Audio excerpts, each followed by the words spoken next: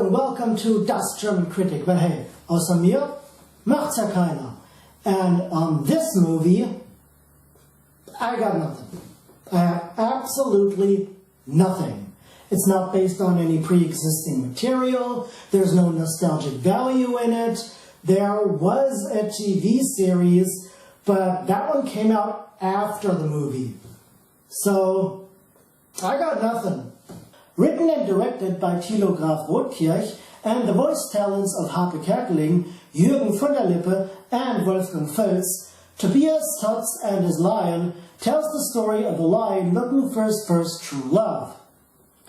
So pay your entrance fee and let's take a look at the cinematic exhibit simply known as Tobias Totz und sein Löwe, Tobias Totz and his lion.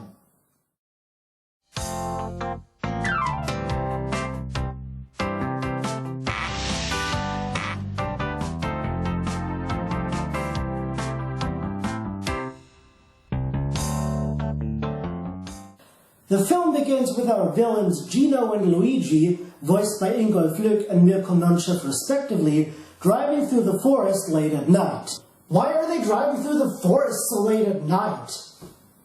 Because they were dropped as kids, that's why. Cut to the next day, where we meet Paul Pommes, voiced by Hape Kerkeling. Through a few lines of exposition, we find out that he used to be a pro boxer who lost a major fight and is now selling sausages for a living. Well, it could be worse. You could be the star of God's Not Dead 2. We see that there is high commotion in the small town. This is due to the zebra from the beginning laying on a crosswalk and crying over her misfortune. Get it? It's a zebra on a crosswalk because crosswalks and zebras have stripes, black and white. Anyway, as everyone discusses what to do about this, Paul suggests getting the local zookeeper Tobias Totz, who can talk to animals. Cut to said zookeeper, voiced by Jürgen von der Lippe, playing football at the zoo with his best friend, the lion. Okay. A few things here before we actually move on. Firstly, what is up with these cages?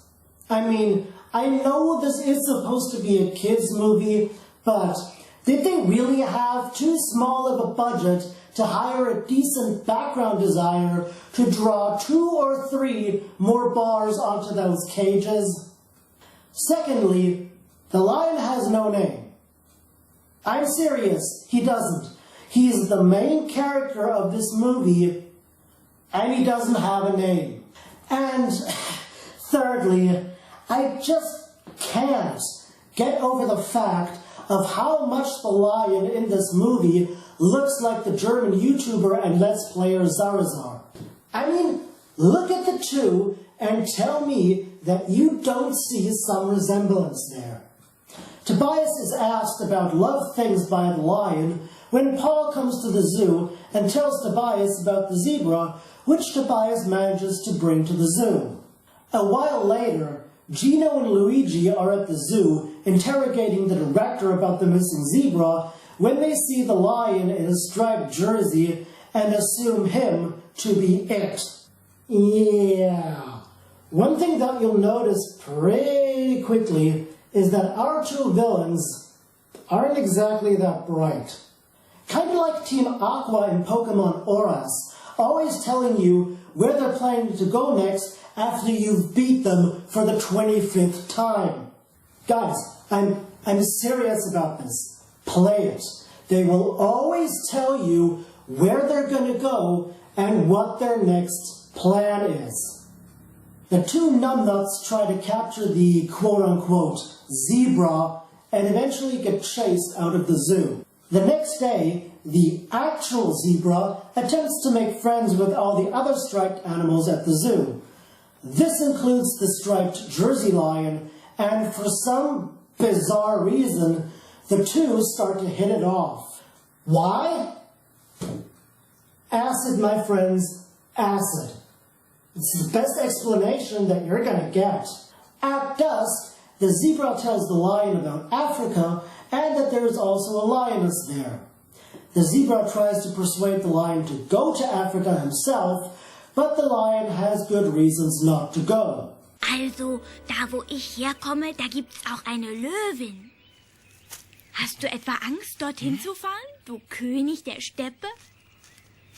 Ich und Angst? Pö, es ist nur wegen Tobias. Mein alter Freund Tobias Totz. Dem würde es das Herz brechen, wenn ich weg wäre in Afrika. Und außerdem bin ich doch Zoolöwe. Afrika ist viel zu gefährlich für mich. Unfortunately for the lion, Tobias overhears this and thus decides to go to Africa, leaving Paul in charge of entertaining the lion. Oh, and he also instructs Paul not to tell the lion a single word about Tobias' absence. I wonder how well that's going to go. At the break of dawn, Tobias leaves for Africa and... Wait, let's take a look at that again. The zoo doesn't even have any kind of fences around it. What's the purpose of the gate then? So, as said, Tobias leaves for Africa. Dakar, to be more exact.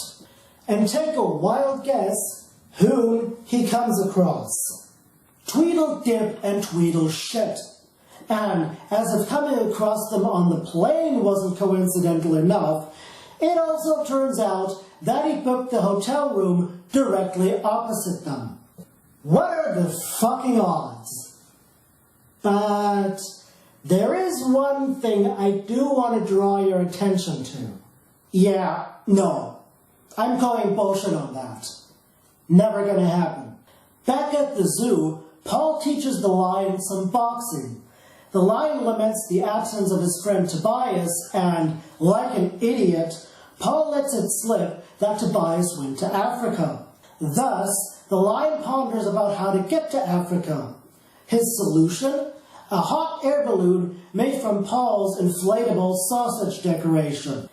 But, of course, the balloon gets loose and drifts off to Africa, and Paul decides to chase after it. Then, somewhere in the African savannah, the lion falls out of the basket, gets his foot snared in the rope, and then gets dragged into a weird tornado thing. And what is that weird tornado thing, or where does the lion get transported to? Oh, you just wait. As that is going on, we see that Tobias has also made it to the African savannah and stumbles upon several poached animals and frees them. Except for a punk zebra that rather wants to be kept tied up. And why does the zebra want to keep being tied up? Well, the reason for that will be explained later. Tobias eventually finds the lioness Nena, voiced by Nena. 99 red balloons. Yes, that Nena. After getting her out of the hole she was trapped in, Tobias tries to convince her to come to his zoo and spend her life in a cage. A cage which she can get out of at any time, by the way. I want you to remember that. The two get attacked by Gino and Luigi, and Nena takes them and the other animals to the tornado thing we saw a few moments ago. And what is that weird tornado thing that we saw earlier? Paradise, of course. Meth, my friends. Meth. It's the best explanation you're gonna get.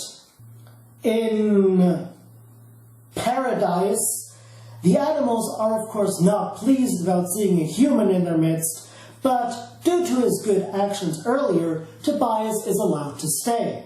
Nena and Tobias look for the lion with no name, but coincidentally, the lion arrives in Paradise just after the two left to look for him in the savannah.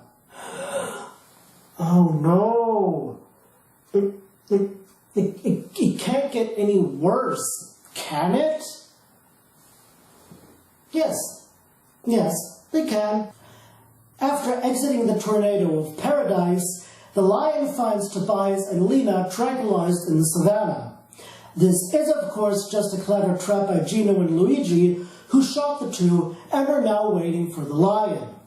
And this, my dear viewers, is the first and only moment our villains in this film do something even remotely sensible and clever. We then find out that Paul has finally made it to Dakar, and at the port, he sees the crashed remains of the balloon and assumes the lion has drowned. Because, you know, fuck evidence. Since it was only the lion that Gino and Luigi wanted, Tobias recovers from his getting shot ordeal and wanders the streets of Dakar, where he comes across both Paul's vehicle and Paul in a nearby bar, who'd just lost a game of arm wrestling against Captain Igloo, voiced by Wolfgang Feltz. Okay, yes, he's not exactly the Captain Igloo, but fuck it, I'm just going to call him that throughout this film. In order to get home, Tobias and Paul hire on board the captain's ship, which also has all the animals from the Paradise tornado on it. Something Captain Igloo is completely unaware of. Let me repeat this. The captain of this ship has no idea that he is illegally smuggling animals which are most likely going to be bought and sold on the black market. But because this is a kids' film, Tobias coincidentally stumbles upon Nena and the other animals while sweeping the hull. After a short discussion, Tobias and the animals conclude that the culprits must have been the two men he had encountered on the plane and in the hotel. The animals and Tobias decide to rid themselves of this movie's villains, and a chase scene ensues. However, the chase is quickly brought to a halt by the greatest scene in this movie. Yes, my friends, there is a scene greater than lion and zebra hitting it off, greater than Paradise Tornado, and greater than Captain Igloo illegally smuggling animals for the black market. Gino taking a gun and holding it to SpongeBob SquarePants' head and threatening to blow his face off if the others keep chasing them. Luckily, the captain manages to break everything up and suggests they settle this in a boxing match. And who do you think has to fight against Gino? Tobias or Captain Igloo himself? Of course not. Of course, it's the retired ex-boxer that has to save the day and save everyone's ass. But of course, being a kids' movie, everything works out fine. Despite difficulties, Paul defeats Gino as well as his speech impediment. Which, honestly, I didn't even realize that was even a thing. I just assumed the reason why Paul talks like this is because the director or the people involved in this movie deliberately made him talk like this because they wanted him to be the bumbling idiot that turns out to save the day in the end. So Gino and Luigi get disposed of by being put into a lifeboat and abandoned at sea, after which Tobias and the others safely get transported home. And Tobias even gets a gift from the elephant. Es war mir eine Ehre, Herr Totz. Ja dann, hoffentlich sehen wir uns bald mal wieder. Tobias, Halt deine Hände auf. wir haben ein Geschenk für dich. Körner? Samenkörner aus dem Paradies. Du bist ein Mensch, Der sie verdient hat. Are we supposed to assume the elephant had those seeds with him this entire time? What would be the point? And as if this wasn't weird enough, it turns out that, after all they've been through, Nena decides to go back to Africa because... reasons. Yeah, either I missed her explanation, or she doesn't even give any. At the zoo, Tobias sows the paradise seeds, turning his zoo into a paradise itself. But still without proper fences and cages. Oh, and remember the punk zebra from earlier that didn't want to be freed? Turns out that he was the mate of the zebra we saw at the beginning. But, really? Are we really even surprised by this point in the movie? Cut to Tobias and Paul in town, where we get a similar scene like the one we saw at the beginning of the movie with the zebra. What's the hold-up now? Please don't tell me this movie is gonna loop. Thankfully, it didn't, and the source for the commotion is Nena and Captain Igloo, who, for some reason, have decided to come to town after all. Why? Crack, my friends, crack. It's the only explanation you'll ever get. So all is well, and we close on a somewhat passable song sung by Nena herself. 'Cause if you already have a famous singer doing the voice work for one of the main characters, you might as well just milk it for what it's worth. So this was Tobias Totz und sein Löwe, Tobias Totz and his lion. And in all honesty, the weirdest bit about this movie is the fact that the things that I have some gripes with are also the things that I actually have to praise. Opium, my friends, opium. But in all seriousness, the animation is fluent, the voice work is good, and the story is innocent enough, even though it doesn't really make all that much sense at times. However, the animation is also what I take issue with. For one, there is the lip movement, which is practically non-existent. Again, which is weird because the animation as a whole is actually quite fluent. The only character that kind of gets a pass on this is Tobias Totz himself, as the animators did make his mustache move when he talks. And secondly, there's the style of the animation itself. The fact that every animal, person, plant, etc. has this shiny design to it. I don't know about you, but this makes the movie look more like being a story happening in Balloon Land than anywhere else.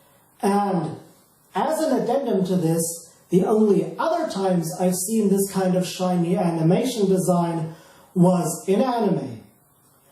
Horrible, ecchi anime. So this was Das German Kritic, and in the next episode, we're going to take a look at what happens to you if you make fun of black people, and in the next movie review, well, 5